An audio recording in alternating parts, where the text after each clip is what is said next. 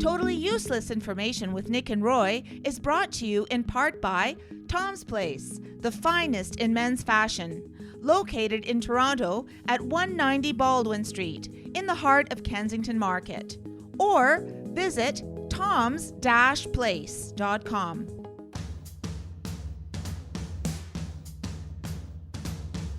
It's everything you never needed to know. This is Totally Useless Information with Nick and Roy. Listen, laugh, and learn. Who was supposed to play the character Sandra on The Cosby Show? Ooh. Which popular rock and roll bands never won a Grammy Award? Hi, I'm Nick. And I'm Roy, and this week we scour the internet to find out these totally useless facts just for you. Plus, we'll answer your question in the mailbag segment. A listener says she loves to take us to bed with her. And in the news, what? Traffic jams and shredded evidence. Totally useless information. It's everything you never needed to know.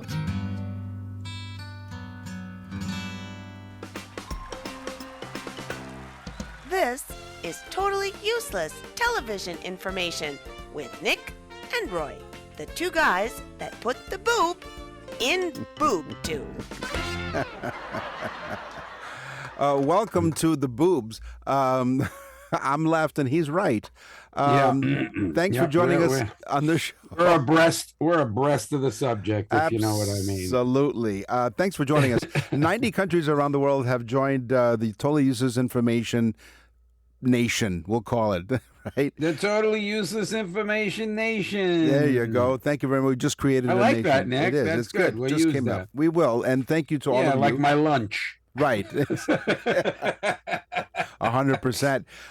Thank you. And we have lots of great stuff coming your way, so let's get right into it. So I was thinking about, because we haven't done TV in a long time, so I figured, all right, let's get something interesting. So there's a whole bunch, there are a whole bunch of sitcoms on U.S. and North American television, for that matter, because we do have a lot of shows up here in Canada that we watch from the States. And here's the thing.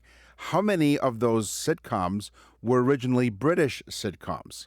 So here's a few I of love those. British television. I watch BritBox, so Yeah. I know a little about this. But go ahead, go. All right. So the show in Britain was Steptoe and Son. What do you think that is in America? Sanford and Son. Sanford and Son. A father-son junkyard duo bicker through life. That's what it was. It was like a rag and bone business or something that they called it in Britain. Do you know, very quickly, Yeah. for the listeners, do you know Richard Pryor wrote a lot of those episodes? Really? Oh, that's interesting. Yes, if you look at the end of the episodes, you'll see a lot of great comedians were the writers of that show, and Richard Pryor was one of them for many episodes. I'm sorry, I said interesting. I beg your pardon. I apologize. Useless.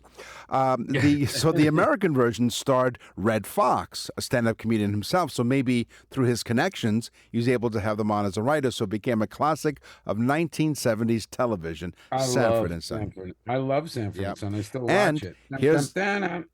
here's another bonus fact. So that theme that you hum, now we have to pay them 62 cents, is that was written by Quincy Jones. Yes, it says it at the end. That's right, the late Quincy Jones. There you go. Quincy Jones was awesome. But you know what? Jones, Yeah. Michael Jackson is who he is because of Quincy Jones. You know, we don't have to do the rest of the show. We've given you so much now. Okay, thanks for joining us. Well, isn't it funny how each fact can lead to another useless piece of information? Exactly. I love it. Bouncing through our useless brains. Yes, and bouncing indeed. Lots of room up there. All right, ready? Yeah.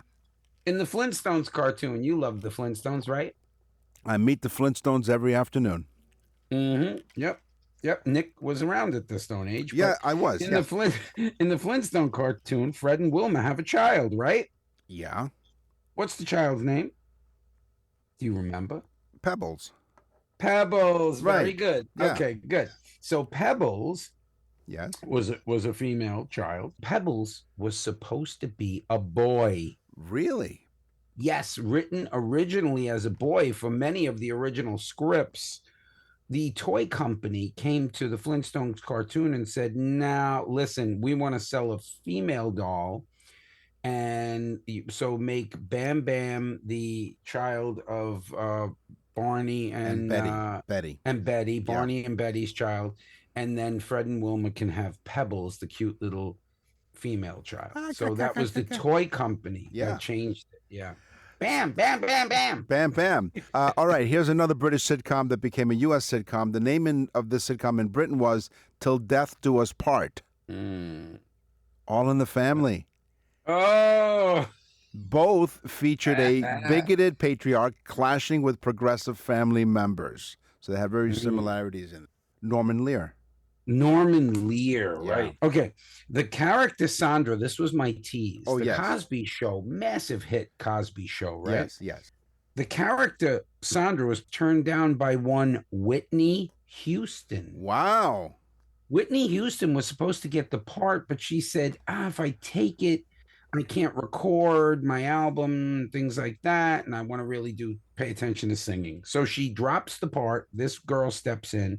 Cosby Show's famous, but so was Whitney Houston. Yeah. Well, she was busy creating great soundtrack of the 80s. The same Yeah, it time was a as the Cosby Show. win-win for all of us. I want to go back to All in the Family for just a Except quick... for Bill, of course. Well, yeah. Well, unfortunately, because of what was discovered about Bill Cosby. So let me go back to All in the Family for a second. So All in the Family holds the record for the most sitcom spin-offs.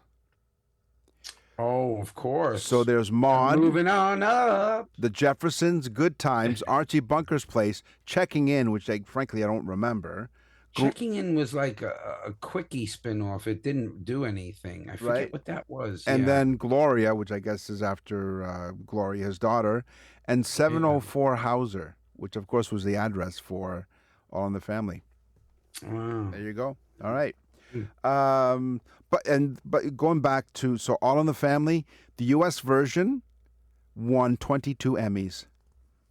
Yeah, well, that was a great show. It I mean, was, you can okay. watch that show now, Yeah, and it's still pretty fresh and pretty funny. it is. A little bit dated for Yeah, the it would politics exactly. of it, but Yeah. in general, it's pretty good. So now I a don't know coup- if kids would understand it. No, they wouldn't. So this show was called this in Britain, Coupling.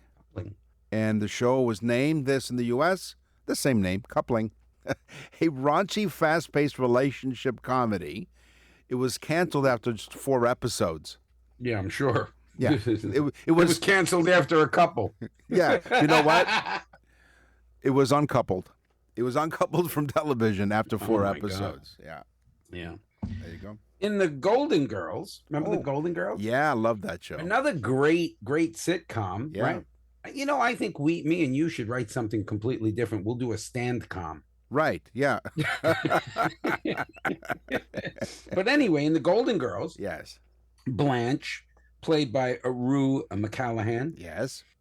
great character, right? Yeah. She was like larger than life, always dressed up, always a different flashy outfit. Flirty. and Yeah, flirty. and Flirty, yeah. right? Yeah. But known for the flashy outfits she wore, Yeah. especially standing next to what's her name? She was forget it. B. Arthur. Oh, you mean B. Arthur. Arthur? Yeah, Maud. Well, Yeah, she was Maud, of course. Yeah, Maud, yeah, Maud. Maud. But anyway, she had all those clothes and outfits. Well, guess what? She kept them all. Oh, Yeah, apparently it was in her contract that she was able to keep all the clothing. You know how many shows they did? And every show she had on a different, I guess expensive outfit, but that was a pretty good gig. well, it was. I mean, another great show from the '80s. I mean, the '70s had a lot of great shows. But let's see, the Golden Girls debuted September 1985, and it ran to May 9th, 1992, with Wow. 180 half-hour episodes spanning 7 seasons. Wow, amazing. Yeah, Cool. it was awesome stuff. Yeah, good show. Here we go. Here's a British sitcom. I did something a little different. I did this. Isn't it amazing, Nick, how we're talking and the staff is doing all this information? It's amazing. stuff in It's the awesome. background? Yeah. This show's really gotten cool. Yeah. She says hello, by the way. Anyway, so I flipped the table on this one. This U.S. sitcom became a British TV sitcom. So Who's the Boss with Tony Danza became the upper hand in Britain. Ah. Tony Danza's housekeeper role was reimagined in the UK with Joe McGann and Diana Weston.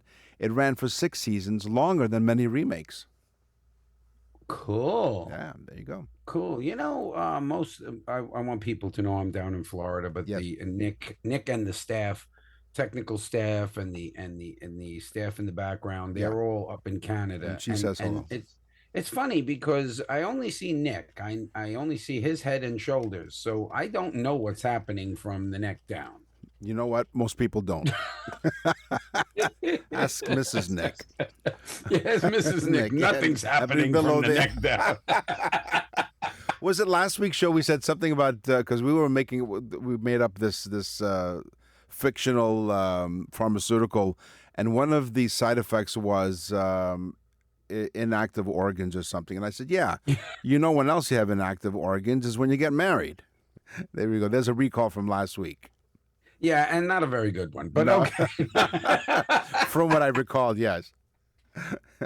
Thank you, Ralph Nader, for that recall. Exactly. And that's another back to the 70s. But Yeah. anyway, in the X-Files, Yep.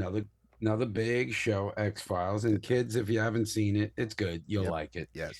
In the X-Files, David Duchovny was almost a foot, even larger than a foot taller than Gillian Anderson, his co-star. Oh. So most of the series, when they had to speak one-on-one, she was standing on a box.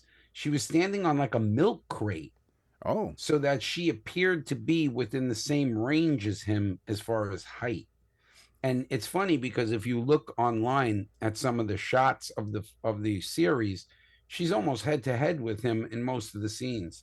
But yet when they're walking away with each other, she's so much shorter. Yeah. So it's one of those anomalies that your brain just doesn't understand, so it doesn't fit it together. Well, that's the thing about television, right? It helps you think for you. Nick and Roy will continue with totally useless information.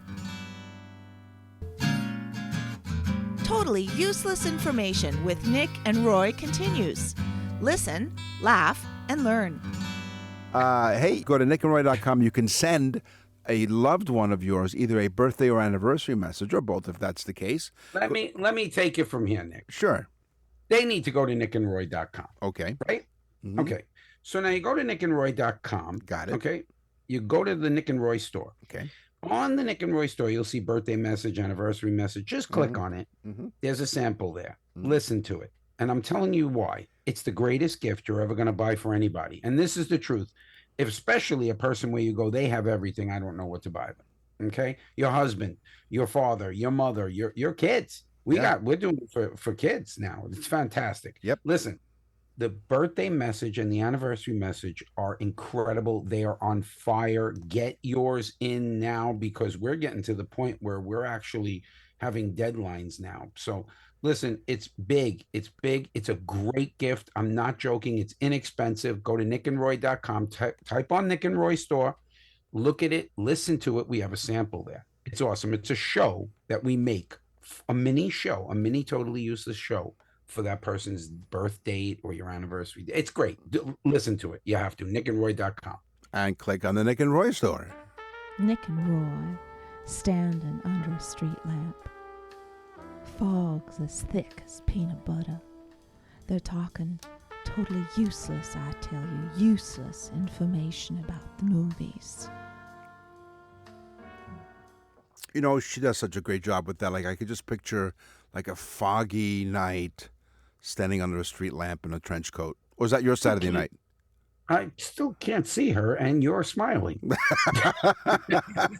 And she says hello. The Matrix. Everyone loves The Matrix. The Matrix was a huge, huge hit, right? Okay. Not a big fan. Okay, but you've watched Keanu it. Reeves, I Okay. hate Keanu. Okay. You know what? But hey. He's a fellow Now, Canadian. hate's a strong word. No. Hate's a Okay. He's Canadian, so you got to love him. Okay? No, yeah, probably. okay. All All right. He's one of the few Okay, Canadians that, yeah. Okay, fine.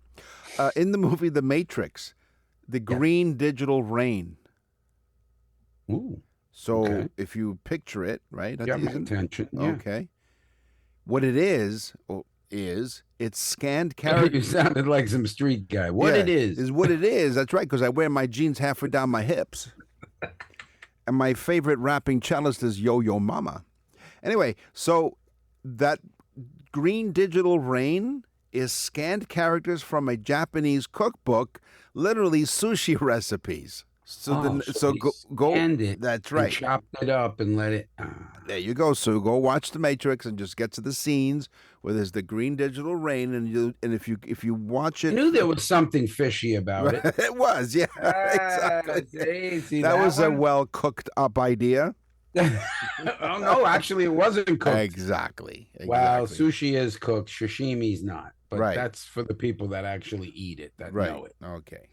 Okay, in the movie Singing in the Rain, Yes. Debbie Reynolds, big star of her time. Yeah. Great dancer. Debbie Reynolds was a movie actress. She was a movie star, hmm but she was not a dancer. And Singing in the Rain required her to dance with one of the best at the time, which was Gene Kelly. Right. Of course. Gene Kelly had been a dancer since he was born. He was an amazing dancer. And Debbie Reynolds had maybe 3 or 4 weeks to learn the dance parts. So when she gets to the set with Gene Kelly is so abrasive to her because he said, "You can't dance. You're horrible. You're terrible. You missed a step." He just kept going on her to a point where by the second day, she hid under a desk and was sobbing, crying, trying to hide so that she didn't have to go to the set. They had to convince her to go back on the set and convince Gene to lay off a little bit. Wow. So you mentioned Debbie Reynolds, and right away I thought of her as a dancer. I didn't realize that she was not initially a dancer. I thought Not known as a dancer originally, no. In fact, Singing of the Rain was tough for her. But then again, that was great dance movie. it was. I mean, again, Gene Kelly's part with the Singing in the Rain with the umbrella, I mean, that's so iconic, you know? again, listen, laugh, and learn. We even listen, laugh, and learn on our own show. Buzz Lightyear. Remember Buzz Lightyear from Toy Stories? Okay, now, being that you said this, I have to do this. Okay. I had my granddaughter this weekend. Okay. And my son, and we had like the family thing because it was pouring rain for like 2 days in Florida, which is odd. Wow. Okay. We watched Toy Story 1 and 2. All right. And then during the week, I cleaned out a storage unit that we had and found my son's original Buzz Lightyear toy. Oh. Which we had inscribed his name on the foot of it, like Andy put his name. Yeah. And so we sent him a picture, and it's now in my granddaughter's room. Oh, wow. How cool is that? That's fantastic. Go ahead, now go to your thing, because I had to say that. That was cool. No, it was really cool. And you showed me a picture of your granddaughter. I mean, she's just beautiful, and she's growing, and she's just amazing. I know every grandfather says that, but she's but she really is. So did she like the movies, by the way? She loved Toy Story. Loved it. Well, Buzz Lightyear. So did I watching it again. I thought it was great. It was great. Some of the adult comedic. It was funny. The music was good. It was awesome. So Buzz Lightyear's original name in the early stages for development for the Toy Story was Lunar Larry. Ooh. But the name was later changed to Buzz Lightyear, inspired by astronaut Buzz Aldrin. Yeah, Buzz Lightyear. Yeah. Yeah, I think so. There you go. Better. The original name Better. was Much Lunar better. Larry. Child star Jackie Cooper. Yes. For those of you that are in your later 50s and 60s, you may know who Jackie Cooper is. If you don't, YouTube Jackie Cooper. Here's this kid. He's this, I don't even know how to explain him. He's a spanky looking kid, but he makes you feel like, you know, he's an emotional actor for a young kid, you know, and he's in a lot of movies where he cries and pulls on your heartstrings, you know? All right. Well, in this particular movie, Skippy, which is one of his earlier films, he was asked to cry in a scene and he couldn't. Now, remind you, he's a little kid. He's probably about 5, 6 years old, if that. Yeah. And he's trying to cry and he can't. So the director and producer of the film is getting mad because he's wasting time. So he pulls Jackie aside and he says to him, "Listen to me, you little defecation. Right. If you don't start to cry, I'm going to go to your house and kill your dog." Oh. And he said, why? And he said, I'm going to do it. And he said, don't do it, please don't do it. He started to cry. They filmed the scene. He was actually crying because he thought his dog was going to get killed if he Wow, didn't. that's great. That's a great Talk about motivation. It is. Great director. Sick I bastard. had a director like that when I during my porn film days. Oh, really? Yeah. They didn't kill your... This show's gone really off the rails. You know what? They didn't kill your dog. You killed the scene. Yeah. This one I call a grande coffee cup. Now, grande, you think of what coffee chain do you think of when I say grande coffee? Buzz Starbucks. No, Starbucks. Okay. David Fincher, the director of Fight Club, okay, he intentionally included a Starbucks cup in nearly every scene of the movie. Now, this wasn't something random. It wasn't a mistake, but a deliberate commentary on consumerism and the pervasive influence of corporate brands in modern life. So it was almost like a protest in a way. Fincher used Starbucks as a symbol of this, placing the cups in the background of scenes to subtly highlight their omnipresence. So usually you have product placements, where the producers and the directors will intentionally take a product and they call it product placement, right? Where you'll have the main, role, the main actor or actress in a role, pick up a can of Pepsi or Coke or whatever it is. That's intentional. That's product placement. And I believe that, Coke or Pepsi, they would pay money to be in this movie. They do. They actually do. I'm not sure if this is the same arrangement. Cars are another big thing. You'll notice a lot of movies, they all drive the same car. They're driving an Audi or a Ford or if not, they're getting paid. But if they're not getting paid, what they'll do is they'll block out the letter O in Ford. So it's a Ford, right? Yeah. So, which is the European version. Right, the Ford, yes. The Swedish version. The Swedish version. Yeah, they're the Ford. I bought myself a Ford. It's 3D. Perfect Ford. We've become the chef from the Muppet Show all of a sudden. On Totally Useless Information with Nick and Roy. Nick and Roy will continue with totally useless information. To access the full library of episodes, visit nickandroy.com. That's nickandroy.com. Tom, Annette, and Tom Jr. had such an amazing June birthday month, they're extending the festivities even longer. Hi, Nick and Roy for Tom's Place, and the party continues with huge deals on men's summer fashions. So keep making wishes come true with select suits that are normally $5.99 and up. Now get ready for this, a staggering $169 to $269. You heard that right. And select dress shirts, still from only $69. Upstairs, the party keeps rolling with stylish sport jackets for $109 off the price.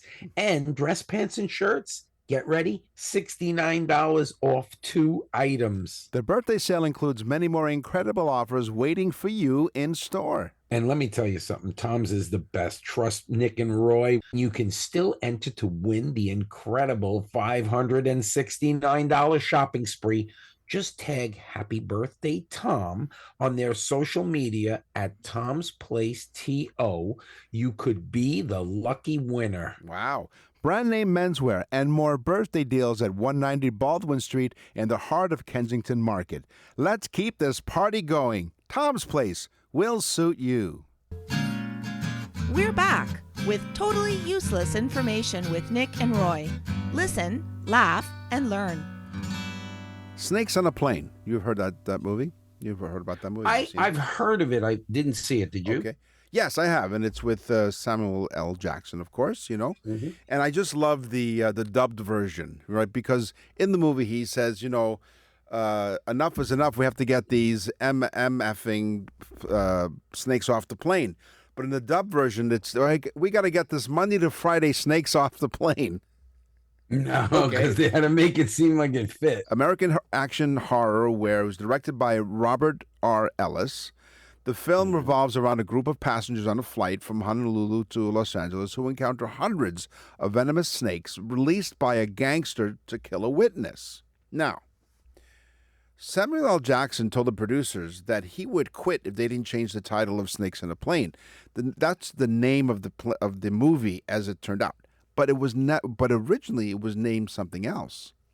The studio had named it Pacific Flight 121. So the 73-year-old actors, said, wait a minute. I think they should have kept it Pacific Flight 120 because honestly, Snakes on a Plane sounds stupid. So they told him Pacific Flight 121 is going to be the name of the movie. He says, nope, I don't think so. If you don't change it to Snakes on a Plane, then I quit. So they kept the name of the movie, The Snakes on a Plane. Could you imagine the mobster took the snakes ahead of time in a big box, and every time he fed them, he showed them a picture of the person he wanted them to kill? Ooh, wow. Ooh, see, that would have been good. Yeah. Ooh. I wish I wrote these things. Yes. But anyway, I Chris don't. Pratt. Yes. You know who Chris Pratt is? Yes. Why, Nick? He That's was strange. married. He was married. I had to look at who he was, but Nick knows. I've heard the him. name. Like I don't follow him. But anyway, Chris Pratt, big star now. I mean, he's one of those heartthrob big stars. I had to look up a picture of him to see who he was. Right. But anyway, he was in the movie Jurassic Park Fallen Kingdom. Right. He got paid $10 million. Wow. That's how big of a star he is right now. Yeah. Got paid $10 million to do Jurassic Park Fallen Kingdom. And talk about full circle. The film was filmed in Maui, Hawaii. Right. In the exact spot where 20 years earlier, Chris lived in a broken down van as a poor actor who couldn't even afford to eat. Oh. Isn't that cool, something? right? Yeah. Isn't that cool? Yeah. So talk about like a complete 360. They paid him $10 million. He could have bought them the house on the bluff after that film. Yeah. And parked the van in the driveway. Yeah. He did. He lives in a van down by the river. He does. See that? Did you ever see that? Yeah. Yeah. You know Chris what? Farley? Yeah. I live in a van down by the river. That's hilarious. He was funny. Yes, whether you're listening to us in a van, in your car, wherever, on the iHeartRadio Talk Network, we're coast to coast in Canada, along with the 90 countries, as I mentioned, United States, of course. And so we want to thank you for joining us. And week after week, we take letters from our listeners. We'll get to the mailbag. But first, From Beethoven to Bieber, rock and roll to rhythm and blues. This is Totally Useless Music Information with Nick and Roy. So I work here at News Talk 1010 in Toronto, is one of the stations on the iHeartRadio Talk Network. As I mentioned, they air the show twice on a weekend, actually. So thank you for that. And one of my colleagues who I work with, Joe Cristiano, he happens to produce the morning show that I work on as well. He worked in a rock and roll radio station in New York City for 15 years. And he just Did you knows, apologize? I did, yeah. Well, being Canadian, yes, absolutely. It's really freaky as an aside. So when Joe joined our company a few years ago, and I'm reading up on him, he went to Hunter College, as I did in New York. Oh, he took cool. the same Yeah. communications courses that I took. Yeah, see what it did to him? Yeah, exactly. He came back. So it all came full circle. So Joey gave me this information because I said to him, we're doing music. He says, well, did you know this? How about Eric Clapton? He was inducted into the Rock and Roll Hall of Fame. Eric Clapton, he's great, right? Slowhand, this Mr. Slowhand. But Eric Clapton was inducted not once, not twice, but 3 different times. Yeah, Yardbirds. 1992. And what was the other band? The year after, 1993, Cream. Cream, that's it, yeah. And then, of course, as a solo artist in 2000. So 3 times a charm with Eric Clapton at the Rock and Roll Hall of Fame. Yeah, he was in other bands too. Bounced all over the place, but was influential in so many things. In fact, the song by the Beatles, Guitar Gently Weeps, Yes. he's playing the guitar in the back of that song. Oh, wow. Yeah, George Harrison said I couldn't do it. So I needed him because they call him Slowhand because he bends the strings that way, Yeah. No, Eric Clapton's one of Yep. those amazing, iconic people in music. 100%. Okay, first ever recording. I was thinking to myself, recording music, Yeah. like what was the first song ever recorded? Well, it just so happens that in the 1860s, Oh. okay, records recording music was possible. So what they feel the first ever professionally recorded piece of music Mm-hmm. was a song called Au clair de la lune. Claire de Not Lune. to be No, yeah, Claire de not to be mistaken with Nick the Loon. No, oh, Claire de Claire Lune. de Lune. Claire de Yeah, Lune. yeah. 1860. Yeah. Nick was there. He was in the booth. Yeah. Now, in 1860, Yeah. it was recorded by a guy named, get ready, I got this, Edouard Leon Scott de Martinville. This guy's got some name. Edouard Leon Scott de Martinville. Mhm. He recorded the first professionally recorded piece of music. Wow. There you go. Pretty useless. Well, that's why we are totally useless information with Nick and Roy. What is the most covered song? And by covered song, if people don't know what that means, it means that some other artist is taking your song and putting it on their album. You've heard it all the time. They cover it, yeah. Yeah, they cover your song. Well, Right. what is the most covered song of all time? And this means something to me as well. This sounds familiar to me because I might have talked about it maybe on this show, maybe on the radio. Is it the Beatles? Is it a Beatles song? Well, let's put it this way. I found it out yesterday. I was going to say yesterday. Yeah, honest to goodness, I was going to say yeah. Yesterday, oh my troubles. Now listen. Now the reason why this means something to me is Okay. part of the reason why I sing Right. is because of the song yesterday. Oh. Dr. Dzik, who we've spoke about on this show, who's a Right. wonderful, wonderful man. Our and I high hope you're school music listening. teacher, yes. I hope you're listening, Doc. Brilliant And teacher, yeah. just touched the lives of thousands of people. And he should be winning the Big Apple Award 1,000,000 times Yep. for teaching.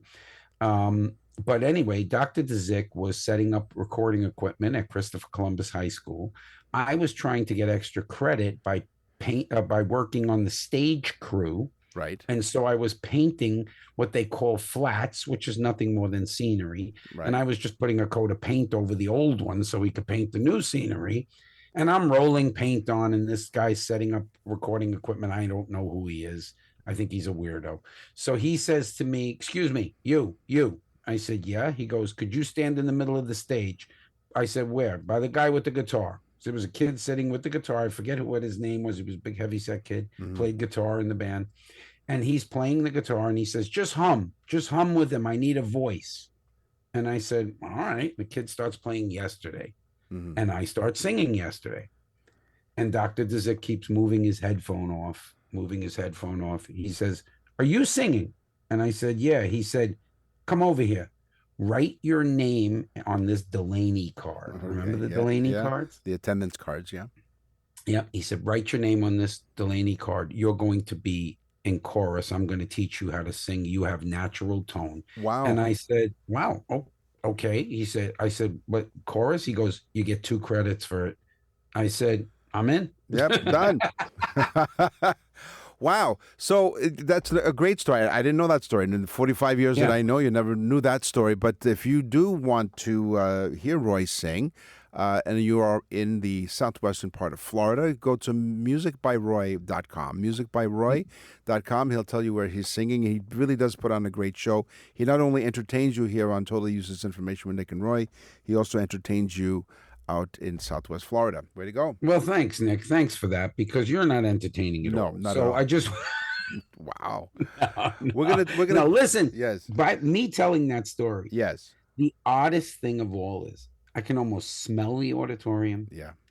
I could see the wooden floor of the stage. I could see the backdrops in the stage. It's so weird and surreal when you could tell a story and actually feel like you're standing in that I'm spot. sure that members of our audience, I mean, regardless of what the memory is, whether it's high school, because there are usually great memories in high school, usually. And because, it's the friends that you make, and in our case, lifelong friends. And I'm sure those of you in the audience as well, no matter what it is, maybe whatever the script, maybe you were at Woodstock.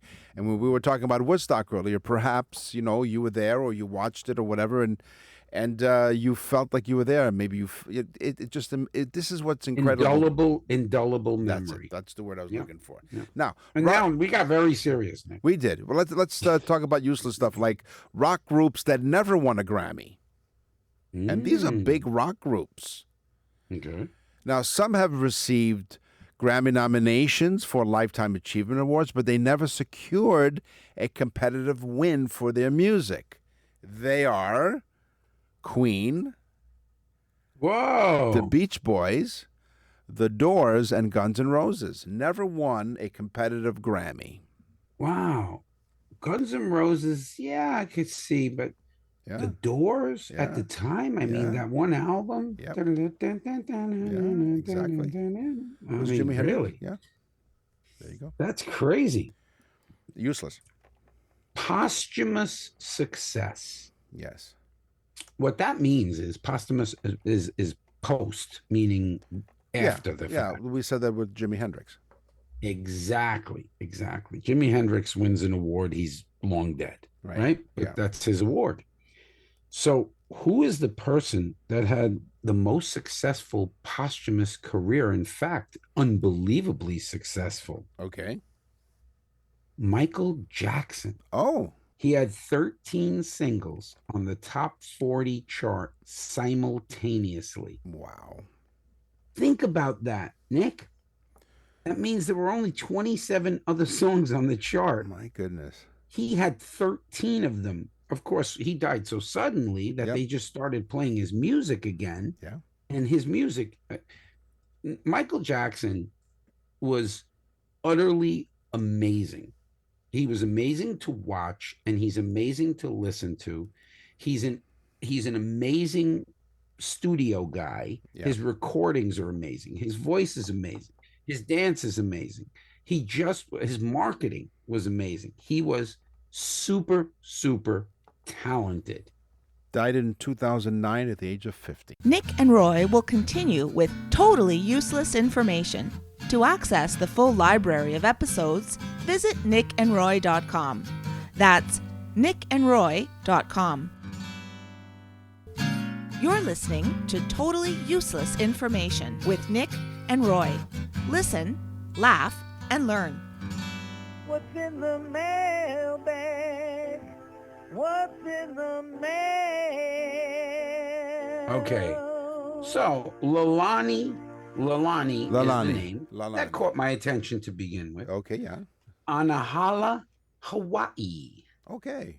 Yeah. She says, aloha, Oh, Nick and Roy. Aloha to you too. Aloha to you too. Yes. She says, yes. She starts off with yes. Okay. You are very popular in my town of Anahala. Okay. Now, we have a lot of hits from Hawaii, but Yep.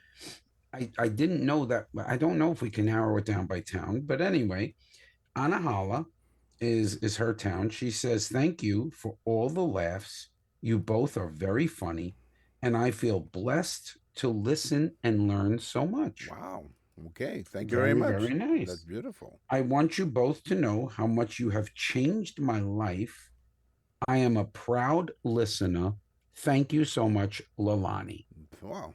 That's wonderful. Wow. Thank Isn't you. that nice? I thought that was very nice. Very nice. Kristen from Ottawa, Ontario. Dear Nick and Roy, we love listening to your show. We listen to you on the radio in CFRA in Ottawa. So hello to CFRA and thank you. We love to take you guys to bed with us. So wait, let me finish the sentence. Let me get the grass skirt. Hold on. Let me finish. We love to take you guys to bed with us so we can go to sleep laughing. Where are they? In Ottawa, Ontario. Oh, hold on. I'm booking a flight. Yeah, there you go. On your way to Tom's place. I gotta go to Tom's place. That's right. Yeah, exactly. You know, I think he might have a grass skirt in your size. He probably does. Yeah. Design a grass skirt. Design a grass skirt. So here's my question. Christian asks: I am fascinated by koalas. Can you give us some useless information about koalas? I go, okay.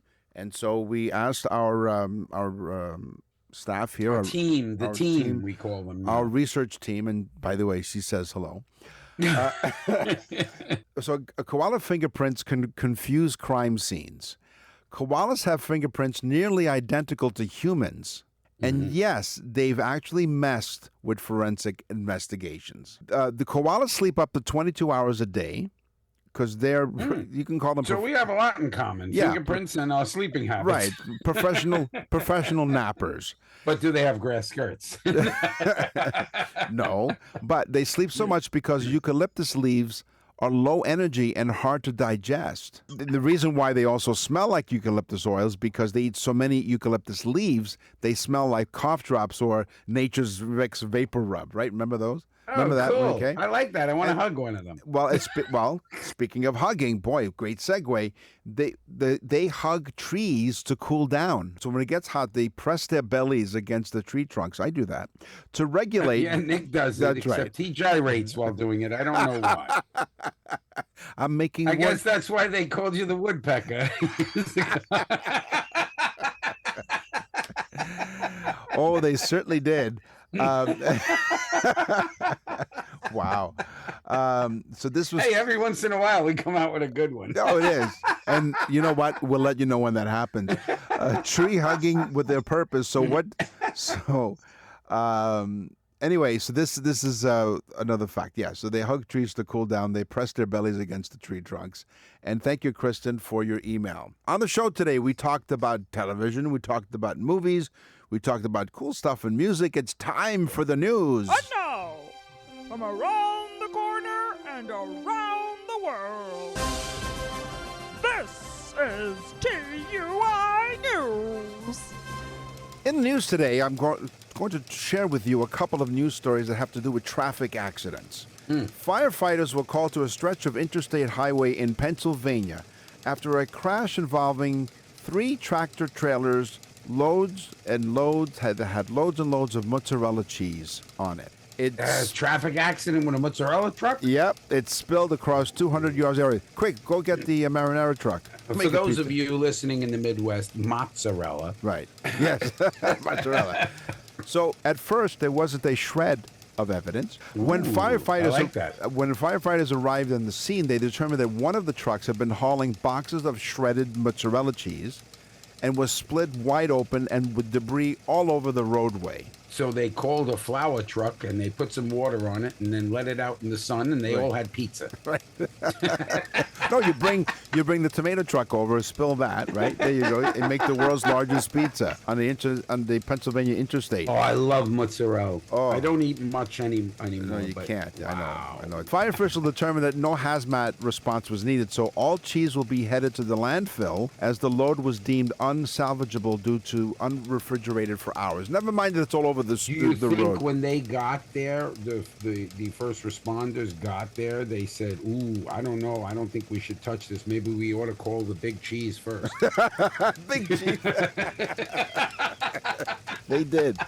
The other traffic tragedy was there was a traffic jam. Police. You know, the big cheese there. Yes. Yes. Her name is Marge. Marge? She said, this is one fromage. Right. The one from Marge. Fromage. Yes. Fromage. It was. I love that. The road was closed for hours. It was not very good to drive on that road.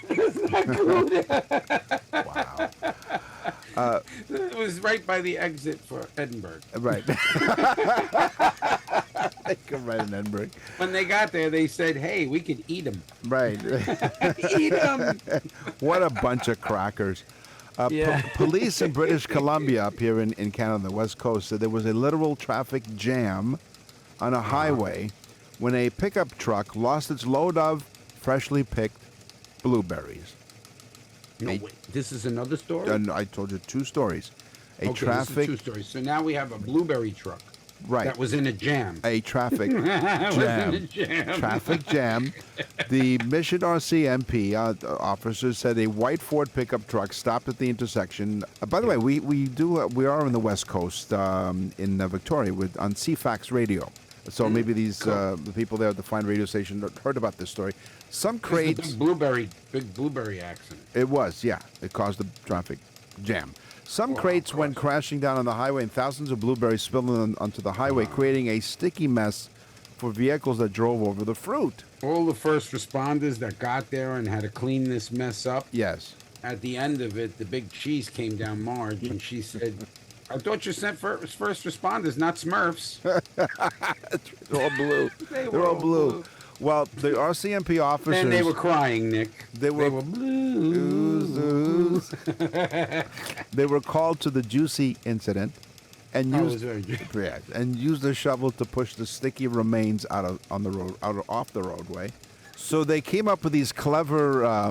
They want to team up with the Missions Farmers Market in the future. So they feature some new offerings like jackknife jelly, pothole preserves, and the ever popular traffic jam. Thank you for joining us. That's all the time we have for this episode of Totally Useless Information with Nick and Roy. We will scour the internet far and wide to find more totally useless information just for you. So, folks, until then, really, tell a friend about this show. That's why we've become so popular all over the world. Thank you, thank you, thank you again. We are totally humbled by all of your emails and your listenership, loyal listenership, and the newsletter. Go on to nickandroy.com. Get on the newsletter. Get in. It's great. You'll love it. I'm Nick. And I'm Roy. Thanks for listening. Totally Useless Information with Nick and Roy is recorded and produced in Canada. For more totally useless information, visit nickandroy.com. That's nickandroy.com. Totally Useless Information with Nick and Roy has been brought to you in part by Tom's Place, the finest in men's fashion. Located in Toronto at 190 Baldwin Street in the heart of Kensington Market. Or visit toms-place.com. Beautiful Anonymous changes each week. It defies genres and expectations. For example, our most recent episode, I talked to a woman who survived a murder attempt by her own son. But just the week before that, we just talked the whole time about Star Trek. We've had other recent episodes about sexting in languages that are not your first language, or what it's like to get weight loss surgery. It's unpredictable, it's real, it's honest, it's raw. Get Beautiful Anonymous wherever you listen to podcasts.